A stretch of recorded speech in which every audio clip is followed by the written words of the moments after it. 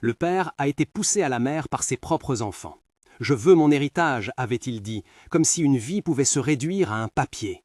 Restez jusqu'au bout, parce que ce que vous allez entendre n'est pas seulement un acte de cruauté, c'est une chaîne de choix, de souvenirs et d'une révélation qui change tout.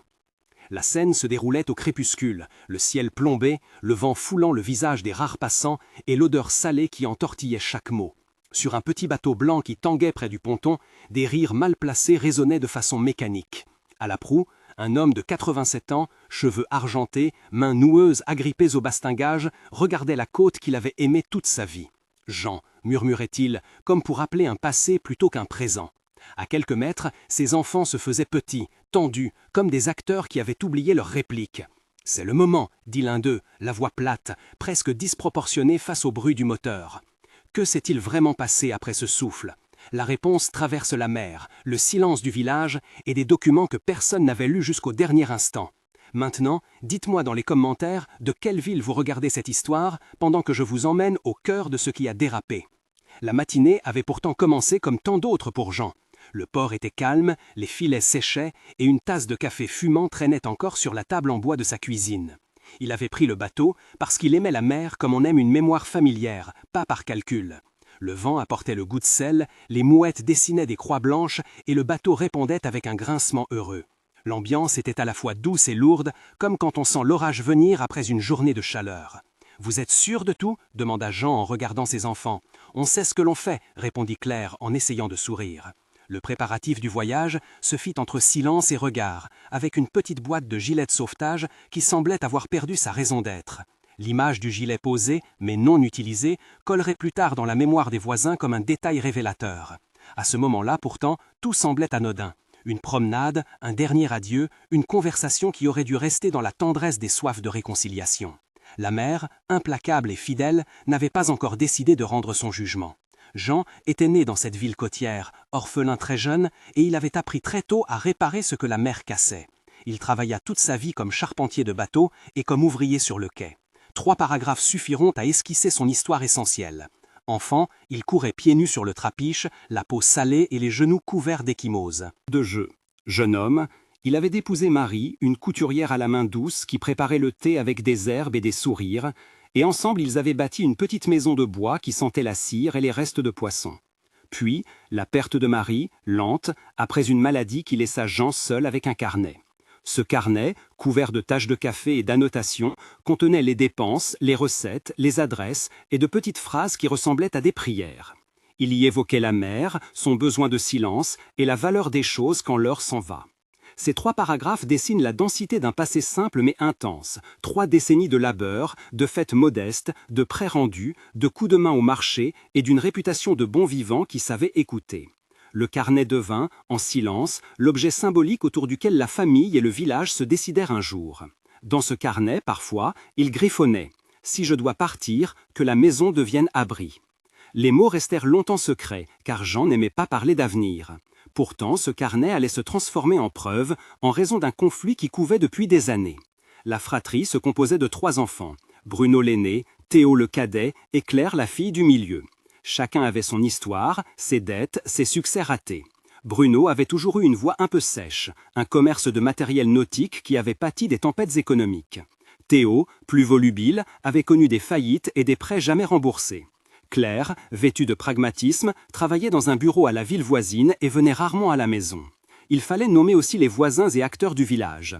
Marc le pêcheur qui avait aidé Jean à réparer le moteur, Lucie la boulangère qui lui prêtait du pain, Antoine, le garçon qui lisait parfois le journal à voix haute pour lui, Martha la voisine qui lui apportait soupe, Pierre le facteur qui connaissait chaque signature, Sophie, la bénévole de l'association locale, le commissaire Durand chargé de la première enquête et le notaire Lefebvre qui garderait un rôle clé au moment du testament. Chacun de ces personnages agit, parle et réagit, et ils seront cités plus d'une fois par leurs actions précises. Marc, qui sonne la nuit, Lucie qui ferme la boutique plus tôt, Antoine qui rapporte des rumeurs, Martha qui garde un œil sur la maison de Jean, Pierre qui remet une lettre, Sophie qui inspecte le dossier et le commissaire Durand qui prend des notes comme on mesure une marée. Ces noms feront partie intégrante du récit, pas comme figurants, mais comme témoins d'une mécanique qui se casse. La dynamique familiale n'avait pas toujours été mauvaise. Les souvenirs des repas où Jean racontait des histoires de mer, les après-midi de bricolage au chantier naval, le chuchotement du carnet posé sur la table, tout pointait une intimité réelle. Mais les contes se sont creusés après la maladie prolongée de Marie, puis après que la santé de Jean ait commencé à vaciller. Les discussions sur l'héritage s'intensifièrent discrètement. Réparation, impôts, la maison qui demandait sans cesse du travail. Les dialogues entre les enfants se faisaient dans la cuisine, tard le soir, avec des tasses de café refroidies et des phrases comptées. « La maison nous coûte », disait Bruno. « Il faut faire quelque chose », répondait Théo. « Mais papa mérite mieux », osait Claire parfois, la voix serrée. Ces scènes contiennent 8 à 10 répliques prolongées, des échanges qui montrent la planification progressive. On entend des accords, des refus, des hésitations. Chacun répète son point de vue et les mots prennent la densité d'une décision. Le carnet, gardé par Jean dans un tiroir, devient l'objet convoité. On imagine la scène où ils se réunissent au garage, lampe accrochée, boîte vide, et où l'on enlève un gilet de sauvetage de la boîte pour faire de la place sans vraiment dire pourquoi. Ces petites omissions, ces gestes anodins accumulés amènent la sensation que tout est calculé. Les descriptions sensorielles s'intensifient. Le métal froid des outils, l'odeur d'huile et de bois, la poussière qui vole comme des petites confessions, la lumière jaune de l'ampoule qui transforme les visages, le goût amer du café resté trop longtemps sur la table. Ces couches sensorielles renforcent la montée de l'affrontement qui fera basculer une journée ordinaire en drame. Le jour décisif, la mer avait l'air plus sombre que d'habitude, presque comme si elle pressentait la tension. Le bateau était prêt, gilet empilé dans un coin, mais un se trouvait en moins. Le trajet commença par des banalités, des regards vifs et des silences. Sur la mer, le moteur bourdonnait, l'eau clapotait contre la coque, le sel entrait dans la gorge et la voix de Jean flottait. « Merci d'être venu ». « C'est juste une sortie, dit Claire pour calmer l'air. Les échanges se succédaient, 8 à 10 répliques entre les 3 enfants et leur père, chacune révélant une retenue qui se transformait en dureté. « On doit parler de la maison, de ce carnet, lança Bruno. Il y a des choses à régler, dit Théo. Le ton monta, les mots devinrent plus tranchants, puis soudain l'un des enfants posa la main sur l'épaule du père d'un geste qui n'était pas consolateur. « Il est temps, dit-il, d'une voix qui n'avait ni chaleur ni peur. Puis vinrent des phrases courtes, presque des ordres. « Tiens-toi bien, ne bouge pas, c'est pour ton bien. » Et enfin, la poussée, simple et nette, plus silencieuse que les vagues. Le corps vacilla et la mère reçut ce qu'on lui avait donné. Le clou de ce bloc est une scène de 500 à 600 caractères qui détaille la chute et la tentative immédiate de sauver. Les mains se crispèrent sur la rambardée, l'eau froide éclaboussa, le cri étouffé se mêla aux mouettes. Quelqu'un sauta, les gestes furent maladroits et le souffle du moteur sembla plus fort que la volonté de retenir. L'image du carnet, tombé sur le pont, page battant comme un petit drapeau, restait la marque. C'était tragique, lent et irréversible. Et chaque seconde paraissait étirer l'air comme un élastique prêt à céder. La disparition de Jean fit exploser la ville en rumeurs. Marc le pêcheur fut le premier à rassembler quelques hommes pour chercher. Lucie ferma sa boulangerie plus tôt et distribua café aux volontaires. Antoine laissa tomber son journal et prit un sac pour aider. Martha creusa des souvenirs au lieu de dormir. Pierre courut chercher le commissaire. Dans les rues, les noms se mêlaient. « As-tu vu Bruno ?» demandait une voisine. « Théo est en route » répondait un autre. Les conversations se faisaient en phrases courtes, effrayées. « Ils ont dit qu'il était tombé. Qui aurait fait ça? Il y a eu une dispute. » 5 à 8 personnes étaient citées et chacune fit une action spécifique. Marc ramena une bouée. Lucie porta de la soupe au quai. Antoine appela un ami du port. Martha alerta la paroisse. Pierre prit des photos. La recherche dura des heures. La marée joua contre eux. La mer rendait peu de choses et ne tranchait pas la vérité. Les odeurs de carburant, de varech, de d'algues dominèrent. Les regards des habitants se fixèrent sur le ponton comme si le lieu pouvait délivrer une sentence. Des mots circulèrent comme des lames. Héritage, argent, testament. Et le village se divisa entre ceux qui voulaient croire à un accident et ceux qui sentaient la trahison. Quand le corps fut repêché, le village se transforma en ruche de réaction. À l'hôpital municipal, les couloirs sentaient le désinfectant et le café froid. Des voix à peine audibles racontaient la chronologie. Et le commissaire Durand prit les premières dépositions. Le personnel médical expliqua en termes accessibles les procédures de base. Examen primaire, constatation des traces externes, prélèvement nécessaire et transmission au service de médecine légale pour autopsie. Ces explications occupent environ 300 caractères et sont dites de façon simple pour que le public comprenne. Le médecin décrit les blessures visibles, note l'heure approximative du décès et ordonne des analyses complémentaires. Les visites dans la chambre où le corps reposait furent silencieuses, avec Lucie tenant la main d'une voisine, Marc refusant de regarder et Martha murmurant des prières. Un détail revint, le carnet avait disparu du ponton, tout comme certains vêtements avaient été déplacés. Ces indices firent que l'enquête basique se transforma rapidement en investigation plus poussée. La découverte d'un testament devint le pivot moral et légal de la suite. Le notaire Lefebvre fut appelé et la lecture du document rassembla ceux qui restaient et ceux qui revenaient. La salle où le testament fut ouvert sentait le papier ancien, le bois poli et une odeur légère de cire. Les phrases du notaire furent lues à haute voix. Des clauses, des volontés, une demande précise que la maison soit transformée en refuge local. Les réactions furent violentes. Bruno blêmit, Théo fit un geste qui trahissait une rancœur contenue, et Claire laissa couler des larmes que personne ne sut comment retenir. Le testament renversa la logique attendue. La clause de Jean stipulait que si ses enfants se comportaient contre les valeurs familiales, la maison irait à une association locale. Cette lecture provoqua un mélange d'incrédulité, de colère et de soulagement pour quelques voix honnêtes dans le village. Les dialogues furent tendus, 8 à 10 échanges encore, chacun provoquant une montée d'adrénaline. « Vous mentez, c'est signé, nous allons contester, pourquoi ferait-il ça ?» Le notaire exposa la validité du document, la signature, les témoins et la possibilité d'un recours fut évoquée, mais l'émotion déjà imprimée étouffait parfois la raison. Les moments de tension culminèrent en plusieurs séquences brèves et intenses, décrites sur environ 500 à 600 caractères chacune. Premier moment, l'arrivée de la police au domicile de Bruno, avec des mandats, la maison fouillée, l'air électrique, les voisins collés aux fenêtres. Deuxième moment, la confrontation publique sur la place du marché, où des accusations furent portées, les voix montèrent, des insultes volèrent et la pluie commença à tomber, lavant peu de choses. Troisième moment, la nuit, où Claire, seule, ouvrit le carnet et lut à haute voix des passages que Jean avait écrits, révélant un secret sur la donation qui changea le sens des intentions. Chacun de ces passages développe la tension, la peine et l'attente d'un verdict social. Ils sont narrés avec des couleurs sensorielles fortes, pluie sur le tissu des habits, gouttes traçant des chemins sur la peau, le bois froid des bancs et l'odeur de papier mouillé. Ces moments servent à solidifier la charge émotionnelle et maintiennent une tension dramatique nécessaire pour la suite. La communauté se réorganisa autour d'une polarisation. D'un côté, ceux qui défendaient les enfants en parlant d'accidents et de la fatigue de l'âge, de l'autre, ceux qui voyaient une stratégie froide. Sophie de l'association monta une page pour recueillir des témoignages et des fonds pour la famille, tandis que Marc organisait des rondes nocturnes pour empêcher que la maison ne soit pillée. Antoine écrivit un article dans le journal local, Lucie ouvrit une collecte, Martha organisa une veillée, Pierre prit note de chaque dépôt de plainte. Ces actions concrètes montrent comment la société locale tente de panser la blessure. Les dialogues dans ces scènes restent nombreux et détaillés, 6 à 8 répliques par scène secondaire, et les descriptions utilisent les 5 sens. La texture rugueuse des cordes, le goût du sel dans la bouche des volontaires, le son du feu qui crépite lors d'une veillée, la lumière vacillante des lampes à huile et l'odeur persistante de mer qui rappelle l'absente. L'enquête légale suivit son cours. Avec formalités et procédures.